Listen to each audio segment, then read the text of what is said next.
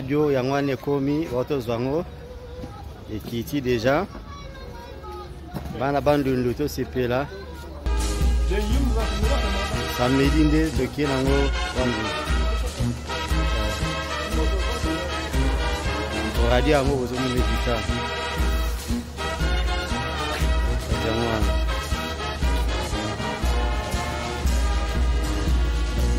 Bozomona combattre wana DG wana dati. Mwana mutema musala ya makazi. Wana déjà la télé.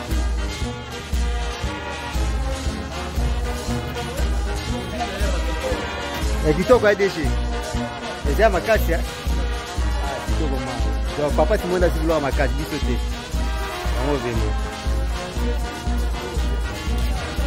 Radio yango besoin de kitana ba pareil comme on dit. Makasi ma. Bon ordinateur de besoin de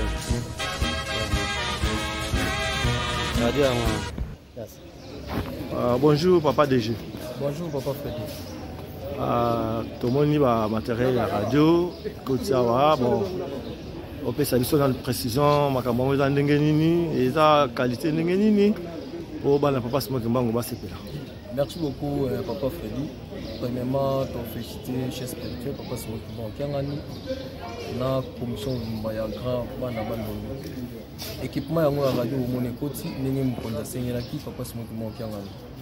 Équipement oyo kende na banunu ezali premier équipement, premier meilleur matériel pour les investigations surtout à la Turquie et pour les to sombi autour de nous moni babilili et loko to tika nango ezali to luka dossier pylone oyo papa Patrick a fait ça na groupe parce que surtout pylone normalement les techniciens va proposer et ça ma prix boye bien on a kata groupe da bati ba prix la radio yango déjà na radio oyi awa eza sur le moto ko bakisa te so ba sali pylone radio comme na banunu directement balancer radio et lobby son auto misanaka ta radio oyo ezali première son soit meilleur son ya ratel qui ya radio auto zo ko installer na province ya ville ya Bandundu les équipements au monde autour qui tasiko l'équipement ya vraiment il besoin équipement ils complet la meilleure méthodologie, meilleure radio où il y a raté qui na moment dans la station surtout à Ratelki, meilleur équipement, ils ont des équipements autour de nous.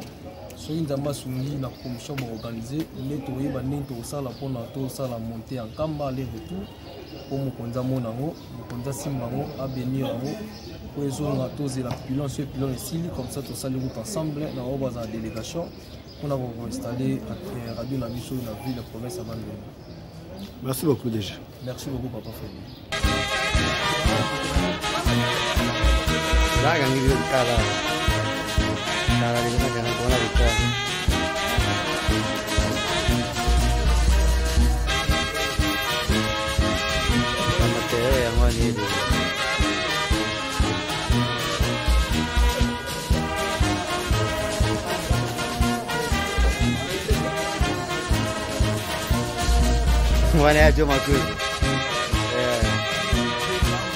ouais, ouais.